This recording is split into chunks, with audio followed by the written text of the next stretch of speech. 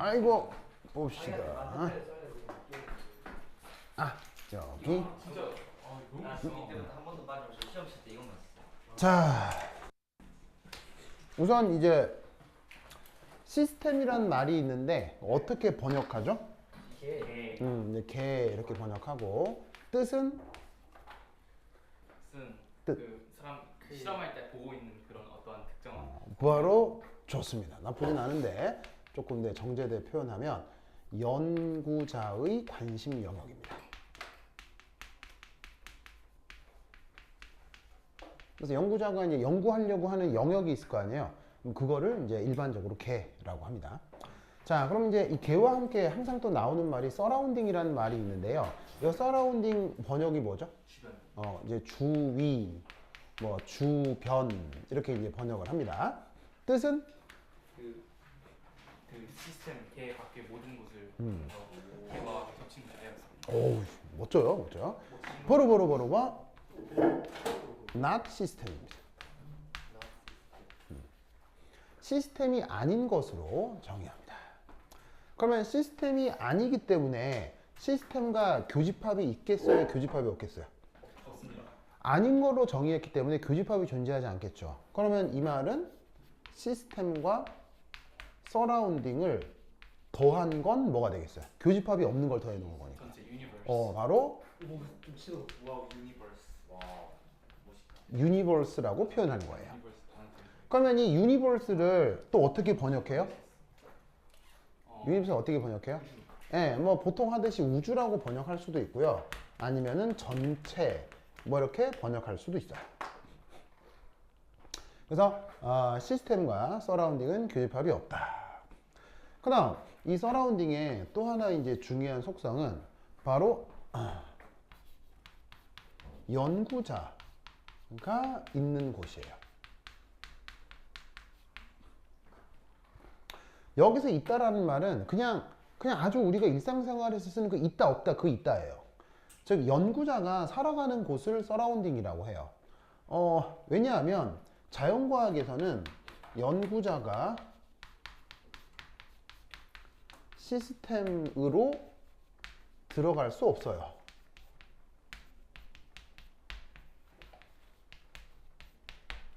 왜냐하면 뭐 예를 들어서 화학 반응이라 예를 들자. 그럼 화학 반응이 그냥 잘 되는 화학 반응도 있지만 예를 들어서 뭐 300도씨, 400기압 뭐 이런 화학 반응도 있단 말이에요.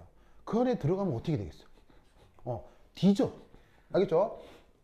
그러니까 일반적으로 연력학적으로는 연구자가 시스템에 들어갈 수 없다라고 가정하는 거예요.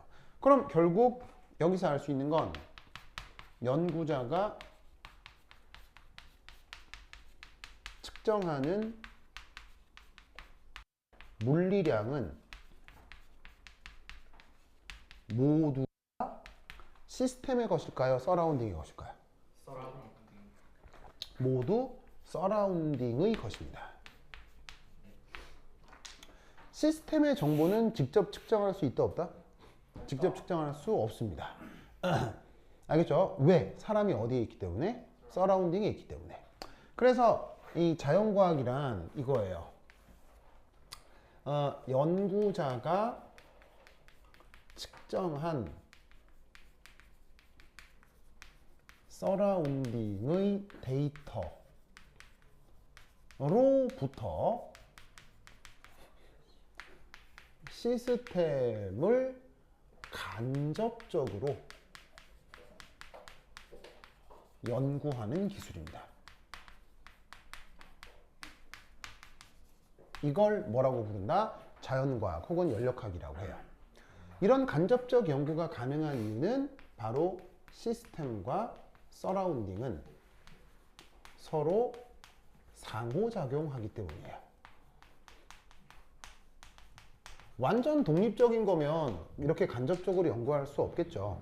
근데 서로 연결되어 있기 때문에 서라운딩을 통해 시스템을 연구하는 겁니다. 알겠죠? 그래서 이 표현 알아두시고요. 그 다음에 1.2 그릇의 종류가 있습니다. 시스템이라고 하는 이게 제한된 영역을 담아두는 그릇이 있는데 뭐 크게 세 가지입니다. 열린 게, 닫힌 게 닫힌 게, 세 번째 고립계. 그냥 되게 쉬운 말이고요. 이 말만 좀 알아두자라는 뜻으로 써놓은 겁니다. 뭐 교재에도 있는데 열린 게 뭐 이렇게 뻥 뚫려 있어가지고 다 왔다 갔다 하는 거겠죠. 그래서 물질 및 에너지가 모두 다 왔다 갔다 하는 거, 그런 걸 열린 게라고 하고요. 그럼 열린 게의 대표적인 대표적인 열린 게의 대표적인 열린 게의 대표적인 생명. 생명 먹어야 되죠. 그 다음에 먹기만 하면 어떻게 돼요? 안 되죠. 쌓아야 되죠. 먹고 싸고 한다는 게 무슨 교환을 한다는 얘기예요? 물질 교환을 하고요. 그 다음에 생명과 주변은 에너지 교환도 하나요? 무지막지하게 하죠. 너 옛날에 봤던 다큐멘터리 중에 혹시 비버라고 알아요? 비버? 강에 땜짓는 애. 나는 그 다큐멘터리 보기 전에 그냥 요만한 시냇가에 나무 몇 개 드는 건 줄 알았거든요. 아니고요. 낙동강만한 데다가 사람이 뛰어다녀도 끄떡없을 정도로 댐을 지어요.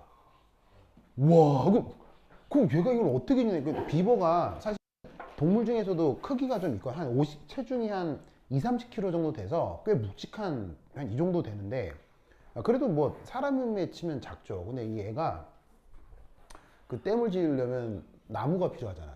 나무 어떻게 해오게요? 주워오는 거로 알죠? 아니에요. 산에 올라가서 나무를 해와요. 이게 무슨 말인지 모르죠? 나는 그냥 그 주변에 있는 나무 주워온 줄 알았거든요. 그게 아니고 산에 가더니 이 비버가 뚫레 보더니 마음에 드는 나무를 골라. 그거를 그냥 갈가서 쓰러뜨려 이걸. 그것도 한 두께가 이만한 되는 이걸 쓰러뜨려 갈가가지고. 그러면 이 두께가 이만하면 길이도 길 거 아니야. 그 긴 거를 어떻게 두고 와? 또 어떻게 하겠어? 해가지고 잘라. 그걸 가지고 온다니까. 어마어마해. 무슨 말인지 알겠죠? 그러니까 그런 식으로 세상과 에너지 교환도 하는 거예요. 알겠죠? 자, 그 다음 닫힌 개는 뭔지 알겠죠? 완전히 왜냐면 닫혀 있어서 물질 교환이 안 돼 있는 걸 얘기하는 거고요. 마지막으로 중요한 게 이제 고립계인데, 고립계를 영어로 아이솔레이티드 시스템이라고 합니다. 이 이름을 알아두는 게 좋은데, 얘는 물질 및 에너지 교환이 아무것도 안 되는 것, 이걸 고립계라고 합니다. 그러면 고립계는 어떤 예가 있을까요? 고립계는 어떤 예가 있을까요? 고립계는 우주입니다. 이 우주가 유일한 고립계의 예입니다. 비슷하게는 보온병 같은 게 고립계죠. 보온병 같은 거. 안에 내용을 넣어두고 꽉 닫아두면 안에 물질이 새 나오진 않잖아요. 그리고 꽤 한동안 열 에너지가 보존되고. 하지만 이제 뭐 대충 보자는 거지, 오래 내버려두면 안에 있는 열 에너지가 손실되는 건 맞기 때문에 엄밀한 의미로는 우주가 유일한 고립계입니다. 이 생각을 하고 있어야 나중에 연력학 제2법칙에 또 나오니까 이 고립계란 말은 알아두도록 하세요. 자, 그 다음 1.3.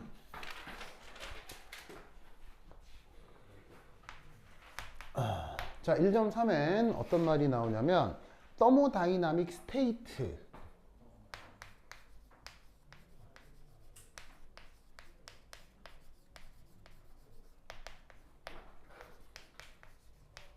우리말로 이제 상태 이렇게 번역하는 겁니다.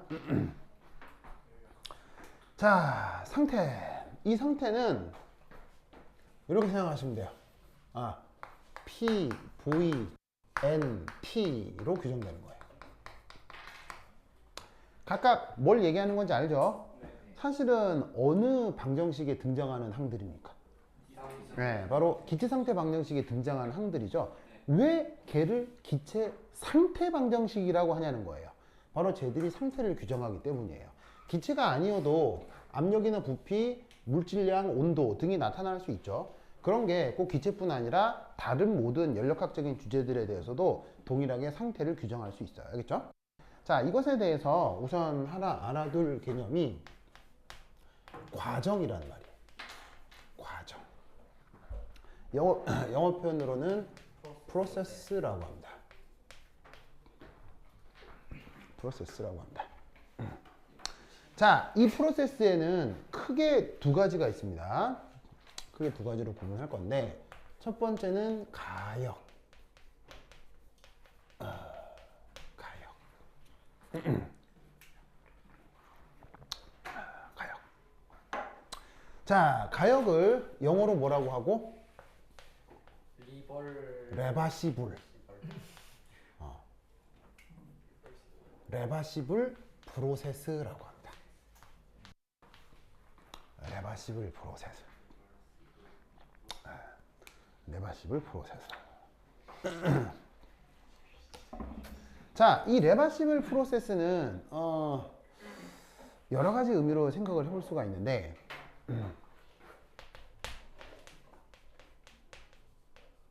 변화 과정 내도록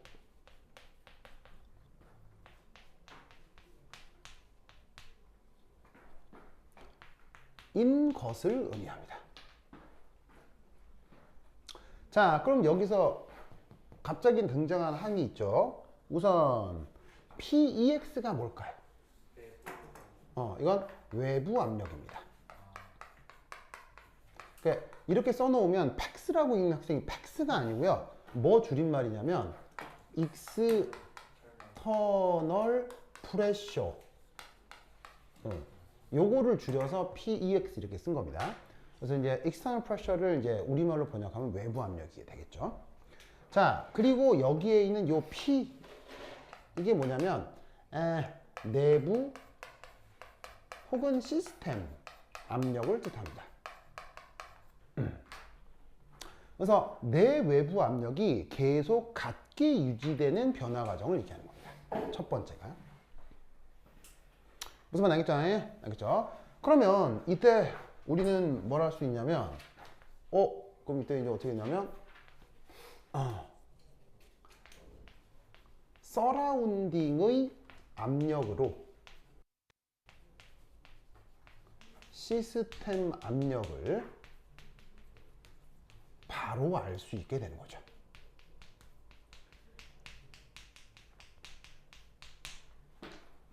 아까 사실 이 얘기 했었죠. 그렇죠. 연구자는 어디를 측정한다? 서라운딩을 측정하고 그것으로부터 시스템을 뭐냐면은 연구한다라고 했죠. 바로 이게 외부 압력이 바로 서라운딩에 대한 얘기고요. 내부 압력이 시스템에 대한 얘기니까 이게 계속 같다면 서라운딩의 압력 측정으로부터 외부 압력을 바로바로 알 수 있는 거지. 무슨 말 알겠죠? 알겠죠? 이런 상황입니다. 그 다음 두 번째.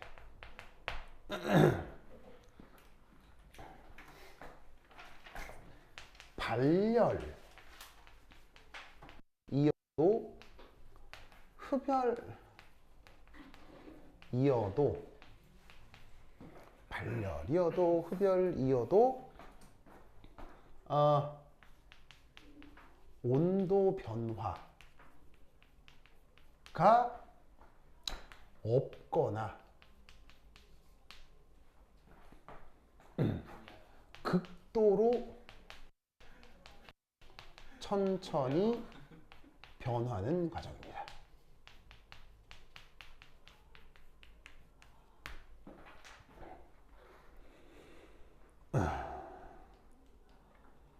자, 봅시다. 발열이란 말 들어본 적 있죠? 네. 그럼 보통 발열이면 온도가 올라가야 내려가요? 올라가요. 발열은 보통 올라가잖아요. 네. 그런데 온도가 안 변해. 자, 흡열이면 온도가 올라가요, 온도 내려가요? 보통 내려간다고 생각하잖아요. 근데 온도가 안 변해. 어떤 경우? 가요. 어떤 경우? 매우 천천히 벌어지면. 매우 천천히 벌어지면. 자, 무슨 말이냐면 종이 같은 거 불 붙이면 확 발열 반응이 되죠.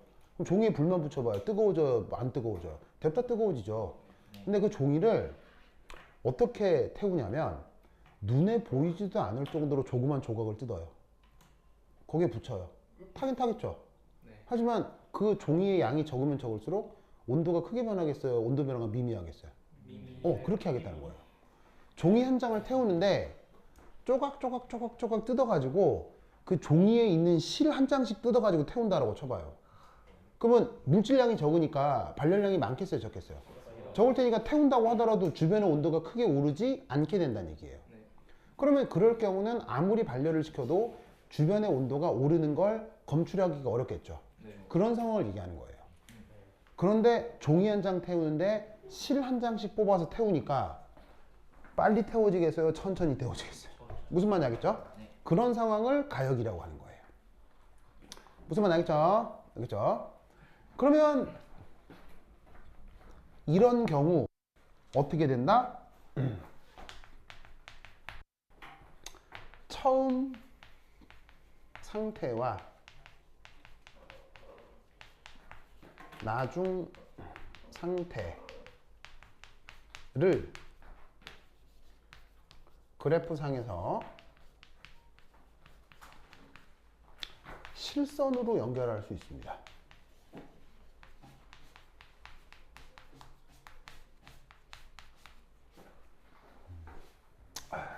그 변화 함수를 알 수 있게 되는 거죠.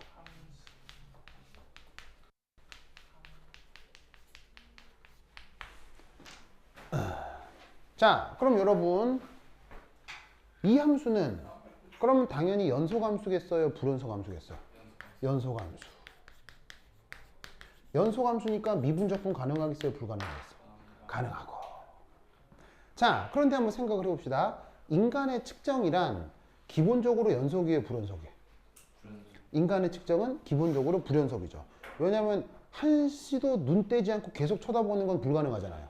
그냥 인간의 행위 자체가 측정했다가 안 했다가 측정했다가 안 했다가 이런 거니까 모든 행위는 근본적으로 불연속일 수밖에 없어요. 그런데 연속인 함수를 가정할 수 있는 게 가역 과정인 거예요. 그럼 이 말은 가역은 실제 존재한다, 실제 존재하지 않는다? 실제 존재하지 않는 변화입니다. 무슨 말인지 알겠죠? 그래서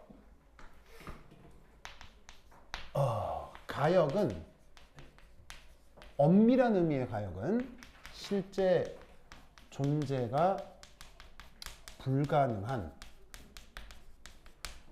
이상적 과정입니다.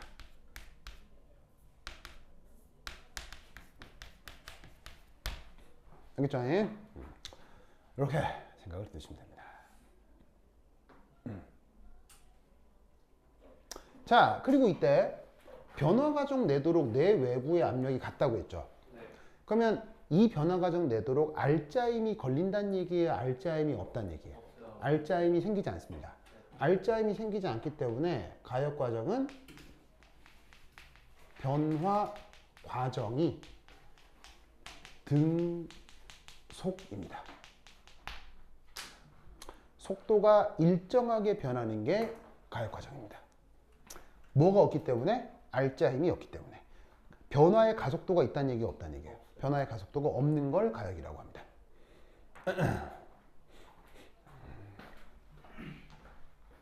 자, 그러면 예를 들어서 봐봐요. 피스톤이 여기 있는데 처음에 서 있었어요. 그죠? 서 있는데 나중에 피스톤이 팽창을 해가지고 이거 슉 빠져나왔다 치자 이런 말이죠. 그러면 뭐 어떤 경우를 생각해 볼 수 있냐면 처음에 이제 뭐 예를 들면 10기압이었고 외부에서도 똑같이 10기압을 주고 있어요. 그럼 이 피스톤 움직이겠어요? 서 있겠어요? 서 있겠죠? 이 경우가 이제 처음 상태고 그러면 나중에 피스톤이 바깥쪽으로 쭉 빠져가지고 부피도 늘어나고 내부 압력도 줄어들었다고 쳐요. 그럼 그때 외부 압력은 1기압이라고 해보자 이런 말이죠. 이때도 이 피스톤은 서 있겠죠? 그러면 이게 처음 상태고 이게 나중 상태면 결국 피스톤이 그냥 어떻게 했다는 얘기예요. 그냥 푹 밖으로 빠져나왔다 이거잖아요. 네. 근데 이 아무것도 아닌 피스톤의 팽창을 가역으로 변화시킨다를 생각해 보자고요. 그러면 가역이 어떻게 된다는 얘기예요? 내 외부의 압력이 항상 같은 걸 얘기하는 거죠. 네. 그럼 내 외부의 압력이 항상 같은 거니까 여기 있는 이 피스톤이 어떻게 되겠어요? 빠져나오는데 어떻게 빠져나와? 등속으로 빠져나와 변하는 게 바로 가역이란 얘기예요. 그러면 피스톤이 등속으로 빠져나온다. 말은 그렇게 할 수 있는데 아무리 생각해도 절대 등속이 안 되는 구간이 있어요. 어디죠? 멈출 때랑 처음 정답. 뭐냐면 여기서 이렇게 가려면 멈춰있던 게 움직여야 되고 움직이던 게 서야 될 거 아니에요. 그럼 아무리 등속이어도 서 있다가 움직이는 순간은 뭐예요? 가속. 움직이다가 서는 순간 가속이죠. 그럼 이 딜레마를 어떻게 해결할까요? 시간이요. 정답. 그거예요. 그래서 이상적 과정이라는 게 뭐냐면 걸린 시간이 무한대라는 얘기예요. 즉 가역 과정은 실제 존재할 수 있다 없다? 없습니다. 실제 존재하지 않습니다. 피스톤 한 번 빼는데 무한 시간 걸린다. 무슨 말 알겠죠? 네. 그런데 왜 가역을 가정하느냐? 가역을 가정하는 순간 뭐를 알아낼 수 있기 때문에 함수를 알아낼 수 있고 함수를 알아내면 미분적분이 용이하기 때문에 연력학에서는 가역 과정을 연구할 수밖에 없는 거예요. 예. 일본에서 갈려도 흡혈이라도 온도 변화가 없거나 극도로 천천히 변하는 과정에서 이게 어느 곳에서 일어난다는 건가요? 예를 들면은 이런 거죠. 전 지구적 온도 변화 같은 거요. 예를 들면 지금 온도하고 100만 년 전 지구 온도하고 같겠어요, 다르겠어요? 다르겠죠. 약간 다르겠죠. 그런 정도의 변화를 가역 변화라고 하는 거예요. 그러니까 100만 년 동안 온도가 변한 거니까 온도 변화의 기울기는 급하겠어요. 100만 년 동안이라고 하면 되게 완만하겠어요. 굉장히 완만하죠. 그러면 그 100만 년 동안 살아가본 어떤 사람들은 그 온도 변화를 피부로 느끼겠어요? 거의 온도 변화 없는 것 같겠어요? 어떻게 할까요? 거의 온도 변화 없는 것처럼 느끼겠죠. 그런 정도의 변화를 가역이라고 하는 거예요. 온도 변화에선. 그러면은 거의 뭔가 좀 뭐라 표현하자면 거의 보이지 않는. 네, 거의 오감으로 느낄 수 없을 정도로 완만하게 변하는 그런 것들을 가역이라고 하는 거예요. 되게 이상적이니까 예. 좀 발열이면 온도가 증가하고 흡열이면 온도가 감소하는데 예. 되게 이상적인. 그러니까 예를 들어 이거죠. 100만 년 동안 지구 온도가 올라갔을 수도 있고 내려갔을 수도 있어요. 근데 100만 년 동안 실제로 지구 온도가 올라갔구나를 알려면 100만 년 동안 살아 있어야 된다고요. 근데 그게 불가능하다고. 그러니까 저희 이상적인 거니까. 네, 그러니까 불가능하다고. 그게 우리가 못 느끼는 거다. 예. 그러니까 분명 발열이어서 온도가 올라갔을 거고 분명 흡열해서 온도가 내려갔는데도 그걸 감지할 방법이 없다는 얘기예요. 그러면 살아있는 그 측정 기간의 그 짧은 기간 동안은 마치 온도 변화가 없는 것처럼 그렇게 측정이 되는 거죠. 무슨 말인지 알겠죠? 그러니까 100만 년 동안 1도 올랐다고 쳐봐요, 만약에. 그러면 100만 년 동안 1도 오르면 지금 내가 측정하는 2시간 동안에는 뭐 올랐겠어요? 그게 올랐다고 해야 되겠어요? 올랐는지 그게 실험을 잘못해서 실험 오차가 낀 건지 알 게 뭐예요? 그럼 그런 경우는 온도가 일정하다고 얘기를 하는 거예요.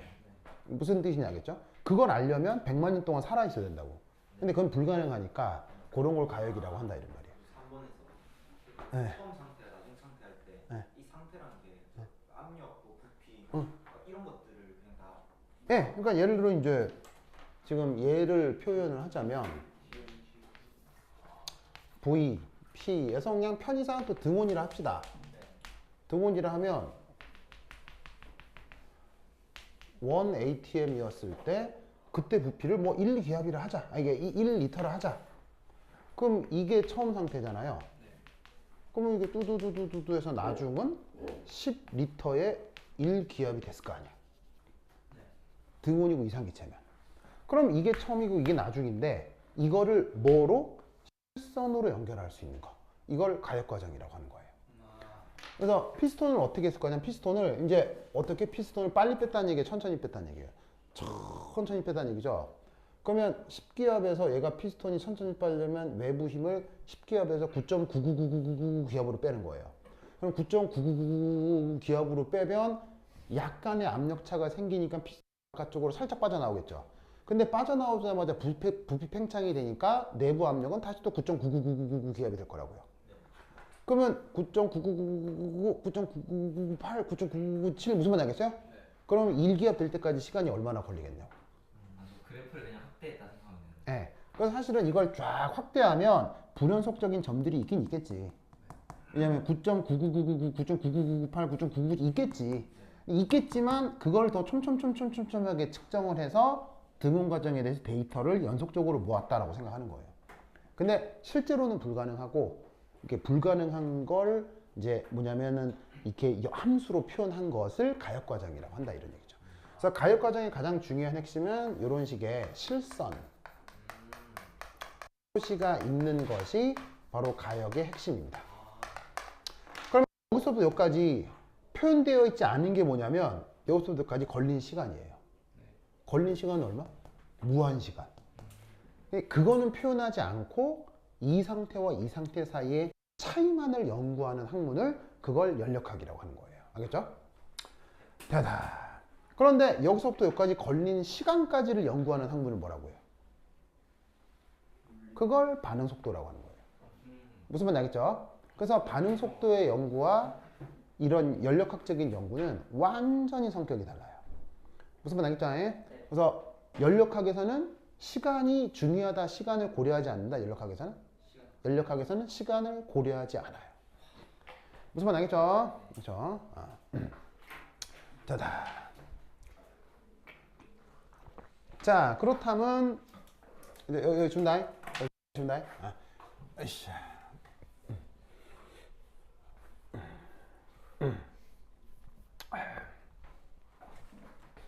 어디 갔어? 1.3. 1.3. 3의 상태.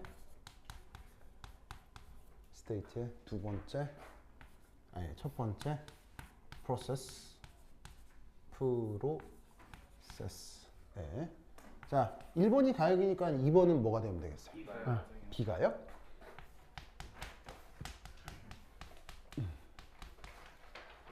자, 비가역 은 영어로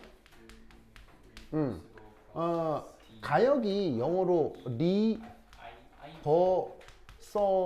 리버서블이잖아요. 그래서 가역이 영어로 리버서블인데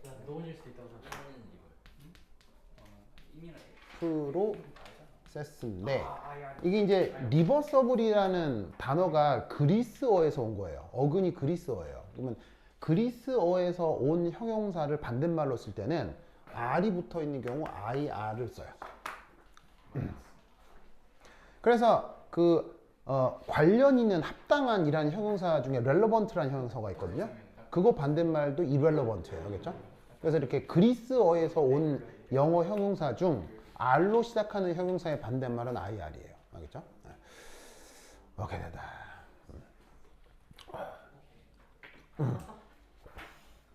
자, 그러면 비가역 과정은 뭐냐? 그러면 일이 아닌 걸 얘기하면 되는 거 아니에요? 그렇죠? 일이 아닌 거.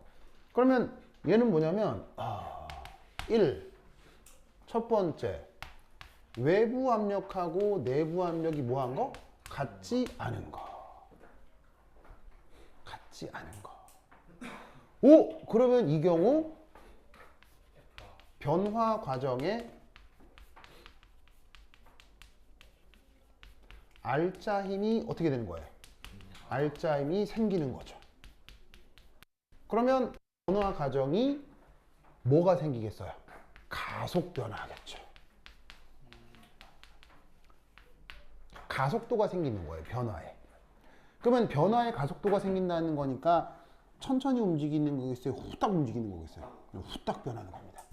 즉 우리가 맞닥뜨리는 이 세상에 후딱후딱 일어나는 모든 변화 있죠? 전부 다 비가역입니다. 후딱후딱 벌어지는 거 알겠죠?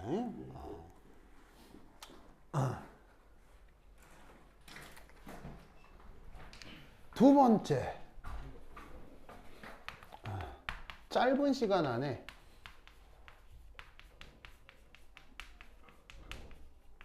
명확한 온도 변화가 보이는 거.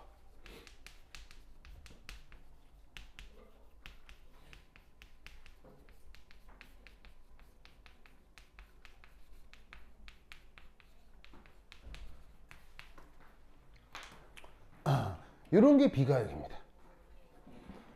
종이 한 장 태우면 후딱 타버리죠. 네. 그럼 종이 한 장 태우던 거를 멈추고 그 태우던 걸 끈 다음에 다시 실로 돌릴 수 있어요? 다시 섬유로 돌릴 수 있어요? 불가능하죠. 종이 한번 불타버리면 쫙 끝까지 다 가버리죠. 그런 변화를 얘기하는 거예요.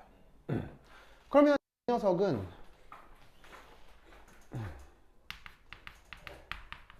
처음과 나중을 실선 연결 수 있을까요? 안 될까요? 안 됩니다. 그래서 저 녀석은 꽤 그 뭐냐면은 실제적인 상황이라 저 녀석은 이번 연력학 공부에서 거의 배우지 않을 거예요. 그래서 사실 비가역이 이상적인 상황이란 얘기예요, 실제적인 상황이란 얘기예요. 매우 실제적인 상황입니다. 근데 이번 연력학에서는 거의 다루지 않을 겁니다. 그래서 예, 그래프가 불연속입니다. 그래프가 어떻게 되냐면 이게 처음이고 이게 나중인데 비가역이면 이게 없습니다. 없고 그냥 점 두 개만 있는 겁니다. 네, 점 두 개만 있고 이 상태하고 이 상태만 규정할 수 있습니다. 중간이 어떻게 변했는지는 알 수가 없게 돼요. 뭔지 알겠죠? 그렇죠? 자, 요거 기억해 두시기 바래요. 그다음 여기 줄게요. 네. 볼게요. 두 번째 이 연력학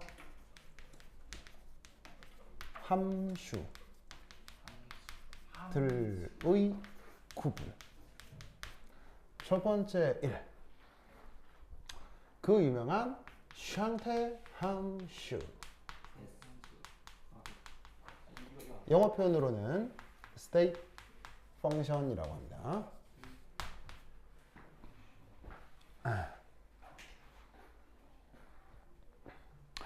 자, 이 녀석은 주어진 상태로 함수값이 정해집니다.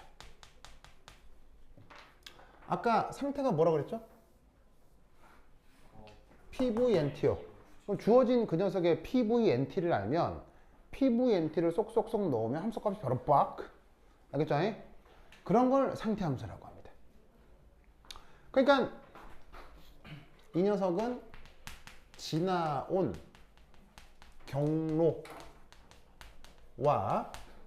함수값이 뭐하다? 서로 무관합니다. 관계가 없어요. 뭐라고? 왜 무관. 아, 그거 토트넘이 뭐 이렇게 우승해 본 적이 없어요? 아, 그래요? 아주 옛날에. 아주 옛날에 있어요? 1940년. 아, 그때요? 아, 알겠습니다. 그렇군요. 좋다. 자, 그리고 세 번째.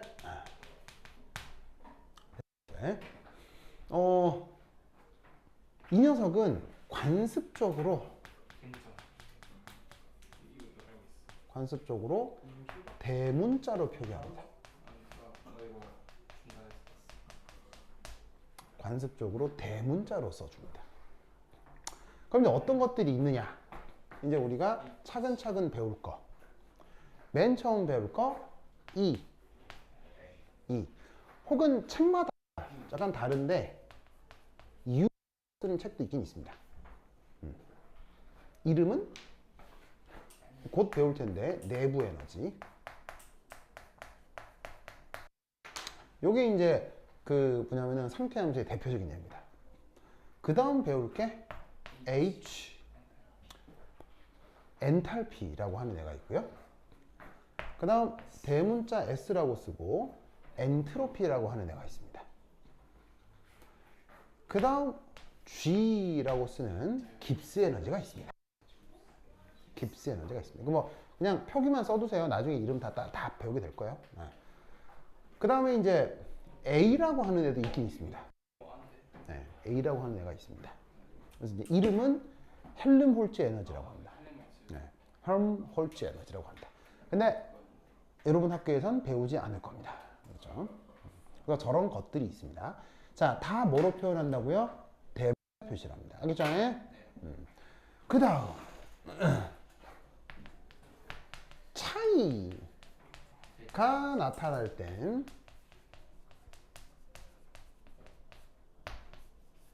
얘를 표시해 줍니다. 자, 이렇게 쓰고 읽을 때는 델타라고 읽습니다. 그래서 뭐 예를 들어 델타 2다. 그럼 2가 무슨 물리량이건 관계없이 상태하면 이건 나중에 함수값에서 처음에 함수값을 빼는 겁니다. 그냥 정말 단순 산술적 빼기입니다. 알겠죠? 네. 저런 것을 상태함수. 거다. 자, 지금 나의 호셔. 지우서 지우서. 쓱쓱쓱쓱. 오이씨. 자, 첫 번째가 상태함수였다면 두 번째는 경로함수 이키마스. 자, 경로함수는 영어 표현으로 path라고 합니다.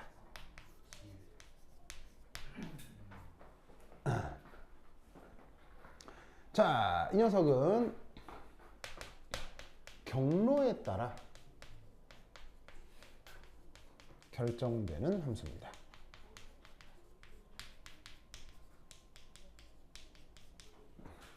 그래서 현재 상태와 무관하게 어떻게 지나왔느냐가 뭐냐면 기록되는 함수가 바로 상태 함수입니다. 이 경로 함수는 관습적으로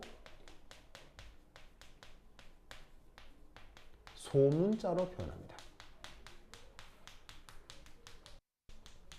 그게 그 유명한 Q와 W입니다. 사실 딴 거 없어요. 저 두 개 답니다. 저 두 개가 다예요. 그 책마다 그 Q를 대문자 Q로 사용. 쓰는 책도 있는데 이게 이제 보통 열역학 책에서는 거의 소문자로 써줍니다. 그러니까 중등 교과 과정에서는 열을 이렇게 쓰기도 하거든요. 근데 중등 교과 과정 말고 이제 뭐냐면 대학 이상의 전문 교과 과정에서는 다 소문자 표기가 우선입니다. 자, 읽을 때는 Q는 열, W는 1, 뭐 이렇게 읽으시면 되고. 자, 이 경로함수는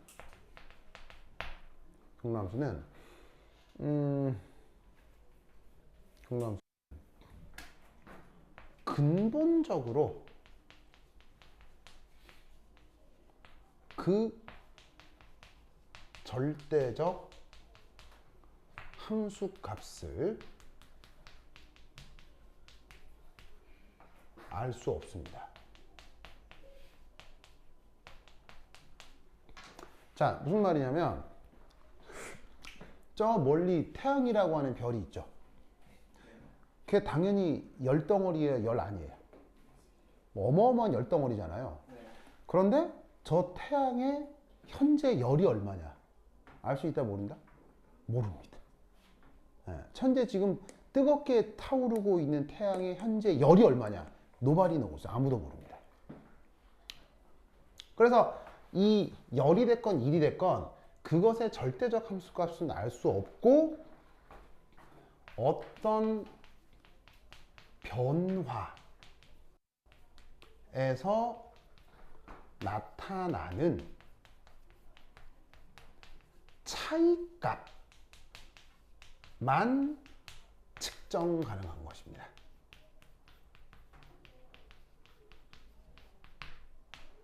그러니까 예를 들어서 현재 저 태양의 열 몰라요. 근데 태양의 표면 평균 온도는 한 8000 켈빈 정도인데 뭐 난데없이 뭐 흑점 폭발 뭐 이런 거 있잖아요. 흑점 폭발하면 갑자기 막 10만 켈빈까지 올라간다 뭐 이렇게 본 적이 있거든요. 그러면 원래 8000 켈빈이었는데 10만 켈빈으로 뭐가 변했죠. 그 차이에 대한 열량 변화만 인간이 알 수 있어요. 무슨 뜻인지 알겠죠? 그래서 얘는 어떤 대상이 가진 열량, 함유량의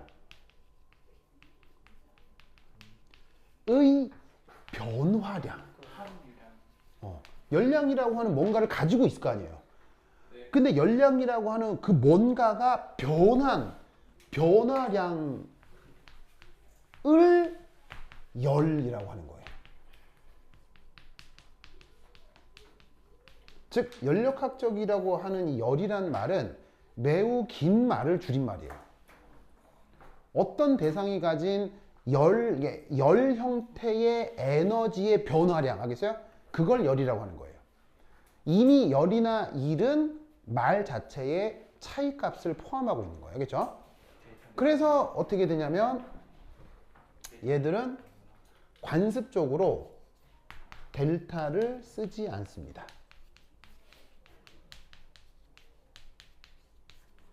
그러니까 예를 들어 델타 Q, 델타 W 이런 표현을 안 쓴다는 얘기예요. 무슨 말 알겠죠?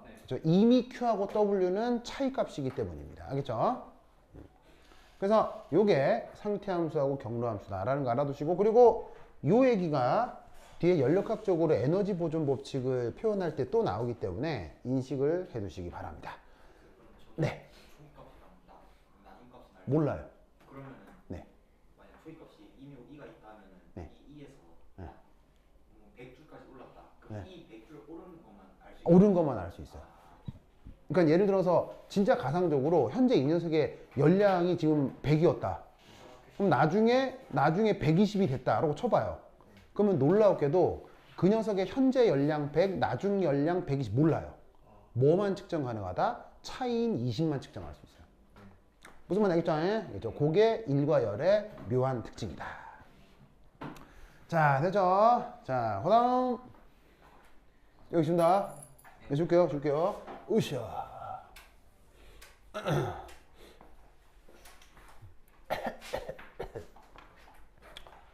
다음 1.4 1 work. 자, 이걸 한번 살펴봅시다. 1. 자, 요놈의 1은 1. 정성적인 이제 표현을 좀 알아야 되는데, 이 1은 1 시. 그러니까 출입이라는 게 이제 뭐냐면 들어올 수도 있고 나갈 수도 있고 뭐 그런 거잖아요. 혹은 이제 변화량 측면에서는 증가할 수도 있고 감소할 수도 있고. 무슨 말 알겠죠? 일 형태의 어떤 에너지들이 뭐냐면 늘어날 수도 있고 줄어들 수도 있고, 그걸 이제 뭐냐면 일 출입이라고 표현한 거예요. 일 출입 시에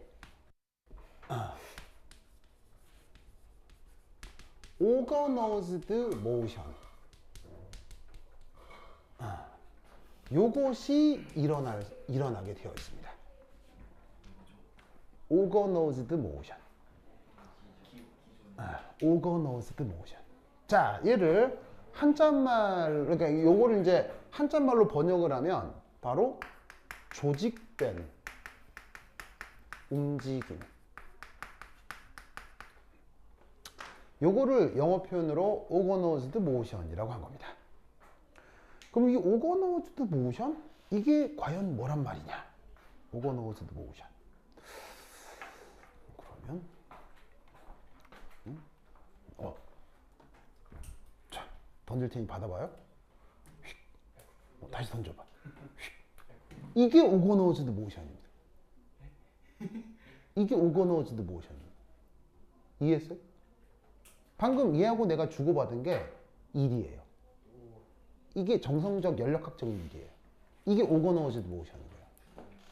그러면 organized motion을 어떻게 정의하면 되겠어요? 바로 organized motion은 그 대상의 무게중심의 변화가 일어나는 움직임을 오거너즈드 모션이라고 해요. 자, 방금 지우개 주고받았잖아요. 그럼 이게 무게중심의 위치가 고정되어 있는 거에 변한 거예요. 변한 거지. 그러면 생각해보면 저 너무 당연한 얘기 하는 거 아니야? 라고 생각할 수 있겠지만 이 오거너즈드 모션을 생각을 해보면 이게 만만찮은 일이라는 걸 알 수 있어요. 왜냐하면 지금 여기는 여러 가지가 구성되어 있을 수 있겠네요. 뭐 고무 재질의 고무도 두개도 있고요. 겉을 싸고 있는 플라스틱 재질도 있고 또 감싸고 있는 종이 커버도 있네요. 그죠? 그럼 그냥 한 서너 가지가 섞여 있는 시스템인가? 라고 생각할 수 있지만 고무에도 종이에도 비닐 커버에도 다 원자핵과 전자들이 다 있죠. 네. 그러면 원자핵과 전자라는 관점에서는 이 안에 몇 개의 원자핵과 전자들이 있을까요? 무한개죠. 무한개. 그럼 생각해봐요. 이 녀석의 무게중심의 위치가 변하려면 여기 존재하는 무한개 입자의 원자핵이 다른 방향으로 움직였다는 얘기예요? 다 같이 움직였다는 얘기예요? 그걸 오거너즈드 모션이라고 하는 거예요. 무슨 말인지 알겠죠? 생각해보면 높은 확률의 일이 벌어진 거예요? 굉장히 낮은 확률의 일이 벌어진 거예요? 굉장히 일어나기 어려운 일이 벌어진 게 일이에요. 즉 무한개 입자가 동시에 같은 방향으로 움직여야 된다는 얘기예요. 무슨 말인지 알겠어요? 여러분 체육 시간에 발 맞춰 걷기 해본 적 있죠? 네. 그 꼴랑 20명 몇 명 발 맞춰 걸을 때 발 잘 맞아요? 안 맞아요? 절대 안 맞아요. 무슨 말인지 알겠어요? 그런 게 오거너즈드 모션인데 은근히 어렵다니까요. 그런 일이 벌어졌을 때 일이 났다 라고 얘기를 하는 거예요. 뭔 말인지 아시겠습니까? 그러면 오거너즈드 모션이 벌어지기 때문에 일 출입 시에는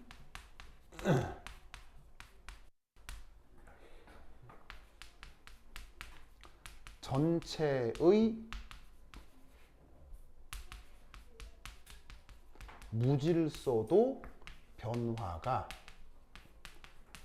없습니다. 일어나질 않아요.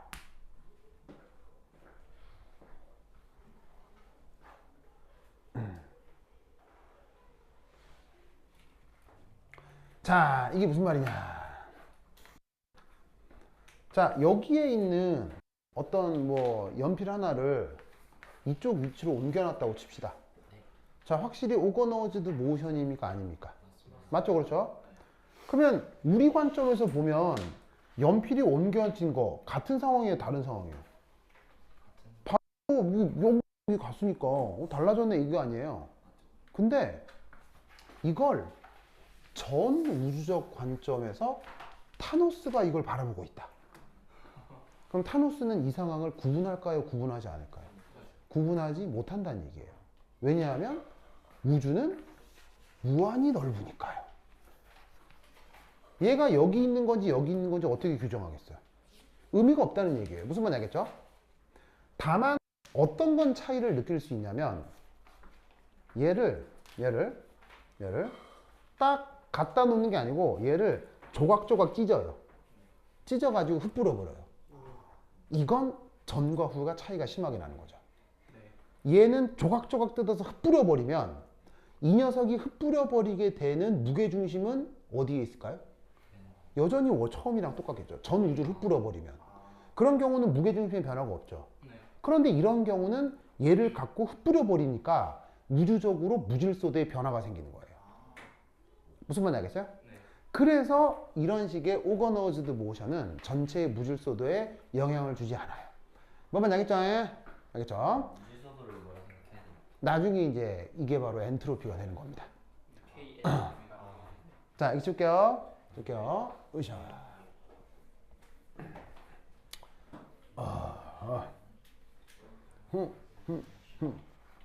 그렇다면 1 했고, 그 다음 두 번째 2. 자, 두 번째는 1의 종류. 이를 어떻게 구분할 것이냐. 자, 첫 번째 1. 팽창 1. 팽창 1.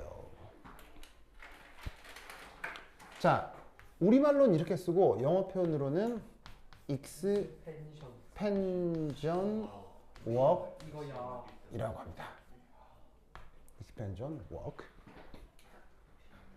자, 이 녀석은 뭐냐면 일 출입 시 시스템의 부피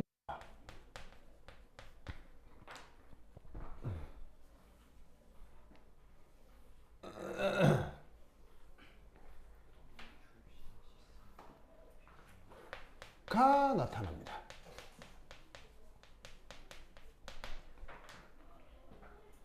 자, 시스템의 부피 변화가 나타난다. 무슨 말인지 알겠죠? 네. 자, 그러면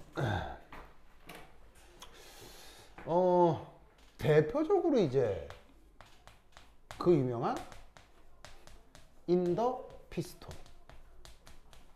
피스톤 알죠? 피스톤이라고 하는 그 실험 장치 알죠?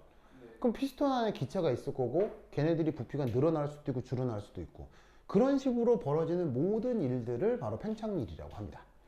그러면 조금 더 보편적으로 이 팽창일이 벌어지는 대표적인 기계. 아, 예, 풍선도 나쁘진 않은데. 정답. 엔진이요. 엔진. 그래서 왜 기술과정 시간에 엔진의 구조 배웠을걸요? 이게 막 사행정 해가지고 뭐 이렇게 뭐 그런 것도 있고 뭐 여러 가지 설계에 따라 여러 가지 행정으로 만들 수 있죠. 그래서 어떻게 하냐면 그 엔진이라고 하는 비어있는 공간, 그 공간이 피스톤이에요. 그래서 왜 자동차 엔진 중에 뭐 4기통, 6기통, 8기통 이런 말 들어본 적 있을 건데 엔진을 설계하는데 엔진에 들어가는 피스톤의 개수예요. 피스톤의 개수예요. 12기통이면 피스톤이 12개가 들어있는 거예요. 그러니까 우리는 연력학적으로 피스톤 하나를 배우는데 그걸 공학적으로 여러 개를 세팅하는 거예요. 그러면 피스톤이 여러 개니까 한 번에 먹어 들어가는 연료도 많을 거고 한 번에 태우는 열 에너지도 많을 거고 생성되는 운동 에너지도 많을 거고 그러니까 차가 막 아주 힘차게 벙벙벙 가는 거지. 무슨 말인지 알겠죠? 그래서 그런 엔진이 바로 팽창일의 대표적인 예인 거예요. 네. 우리 오빠 이름? 네? 우리 오빠 이름? 저 은우요. 은우 약간 졸리죠? 아니요. 괜찮아요? 산소가 부족해가지고. 그래요? 알았어요. 이게 요거만 하고 쉬었다 할게요. 그죠? 이거 쉬었다 할게요. 오늘 힘든 것 같아요. 자, 그래서 팽창일은 시스템의 부피 변화가 나타나는 건데 이때 이 녀석의 수식표예요. 수식을 어떻게 표현하느냐. 원래 그 일을 표현하는 물리학적 표현이 있죠. 바로 뭐냐면은 일은 뭐에다가 뭐를 곱하는 거죠? 외력에다가 변이를 곱하는 거죠. 근데 아시다시피 외력, 변이 모두 스칼라의 벡터예요. 벡터죠. 외력도 벡터고 변이도 벡터. 그래서 사실은 벡터를 곱하기를 하는 거라 보통의 곱하기는 아니고 이런 표시를 뭐라고 하죠? 그 내적이라고 하죠. 내적이라고 하는데 뭐 내적도 뭐 일정의 곱하기이긴 하죠. 뭐 곱하기인데 뭐 여하튼. 그래서 이런 식으로 표현되는 게 바로 일이란 말이에요. 그러면 얘를 가지고 변형을 막 시키는 거예요. 그거 어떻게 변형을 시키냐면 힘을 단면으로 뭐예요? 힘을 작용 단면으로 나누면 압력이죠. 그럼 작용 단면으로 나눴으니까 작용 단면 한 번 더 곱해주는 거예요. 그럼 변이의 작용 단면이 곱해지면 그건 부피 변화가 되겠죠. 그래서 외력의 변이를 곱하는 것으로 일을 표현할 수 있지만 외부 압력의 부피 변화로 또 일을 표현할 수 있는 거예요. 그래서 이거를 증명하는 과정이 있어. 과정이 있는데 그건 물리 시간에 배우시고 과정은 됐고 그 증명하는 과정은 절대 시험에 화학 시험에 안 나와요. 물리 시간에 배우시고 결론만 외우자 이런 말이죠. 결론만. 그럼 그 결론이 뭐냐? 버르버르버르버 W는 마이너스 인티그럴 V1에서 V2까지 PEX dV 요것이 열화학적인 일의 팽창일의 표현입니다. 자, 이건 뭐겠어요? 이건 무슨 압력? 외부 압력. 그리고 뒤에 붙은 델 V는 무슨 변화? 부피 변화. 요것으로 일을 표현하는 거예요. 알겠죠? 이때 이 앞에 붙어 있는 요 마이너스 표시에 대해서 이게 이제 좀 묘하게 생각할 수 있어요. 왜냐하면 물리학에서는 이 마이너스가 없거든요. 그리고 보통 연력학에서는 화학보다는 물리학을 먼저 연력학을 배우기 때문에 네. 미리 배우는 게 있어서 좀 이상하다 이렇게 느낄 수 있거든요. 네. 그럼 이제 이게 뭔 일이냐? 외부에 해주는 오, 예, 예, 그렇죠. 자, 있습니다. 있습니다. 아이고. 자, 그럼 이게 어떻게 될 것이냐? 그래서 이게 또 너무 오래 찍으면은 배터리가 안 된단 말이야. 그러면 저기부터 한 10분 쉬었다 하도록 하겠습니다. 화장실 갔다 오세요. 배터리 때문에 한번 끊어야 되겠어. 성적인 비율에서 나오나